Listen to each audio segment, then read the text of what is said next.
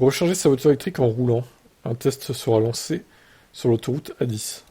Mais pourtant, Toyota le fait déjà, je ne comprends pas. On nous aurait menti? Non. Toyota qui ment, c'est pas possible.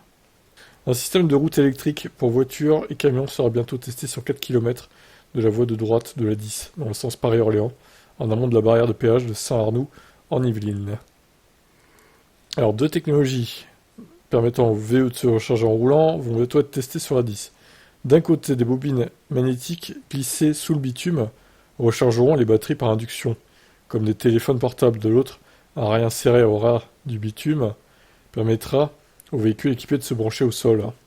Alors, sachant qu'il n'y a aucune voiture électrique actuellement de série qui a ce système de recharge par induction, bon, ils vont utiliser des prototypes du coup. Ce système de route électrique pourrait accélérer la révolution en cours dans l'industrie automobile, permettre aux voitures électriques de rouler plus longtemps sans s'arrêter sur les bornes. La route électrique sera notamment essentielle pour électrifier rapidement les poids lourds qui roulent massivement en diesel. Sur la 10, l'idée de tester ces solutions à haute vitesse, il s'agit de lever les dernières questions qui restent avant de déployer cette technologie à grande échelle sur des centaines de milliers de kilomètres, explique Louis Dupasquier, en charge du projet chez Vinci. Les premiers tests seront effectués en septembre 2023 à Rouen, sur une piste fermée du CEREMA, un établissement public sous la tutelle du ministre de la Transition écologique. Ces systèmes de recharge dynamique seront ensuite installés sur 4 km de la voie de droite de la 10, dans le sens Paris-Orléans, en amont de la barrière de péage. De Saint-Arnaud en Yvelines, les chargeurs ne s'activent qu'avec les véhicules compatibles. Des barrières restent à lever. Selon les rapports rendus au ministère, l'induction n'est pas puissante et reste chère à installer, tandis que le rail peut s'encrasser et poser des problèmes aux deux roues, notamment.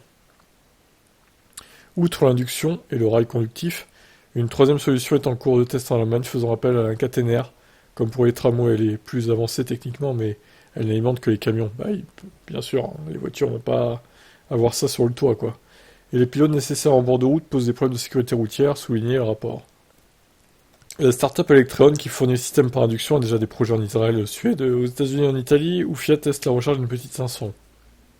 Le consortium Elon-Road, qui fournit le rail, le teste depuis 2019 dans le sud de la Suède. L'expérience sur la 10 s'étalera sur 3 ans, pour un budget de 26 millions d'euros, avec le soutien du plan Public France 2030, via la Banque publique d'investissement BPI.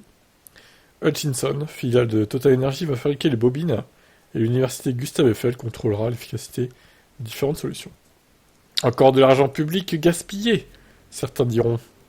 Non, alors, bon, je pense que le problème de l'induction, c'est qu'à haute vitesse, genre à 130, je suis pas sûr que ce soit très efficace. Bon, à 50, 60, je pense qu'il y a moins de pertes. Mais à 130, imaginons à 130 km/h, tu dois avoir vachement de pertes en fait. Est-ce que l'induction a vraiment le temps de se mettre en place au niveau de la voiture à 130 km/h? Je pense que c'est une des interrogations auxquelles il va répondre, quoi. Par rapport à une vitesse basse de 30 ou 50 km/h. Donc, bon, à voir, écoutez, je vous tiendrai au courant de ces tests, évidemment, dans les mois qui viennent. Allez, bye bye.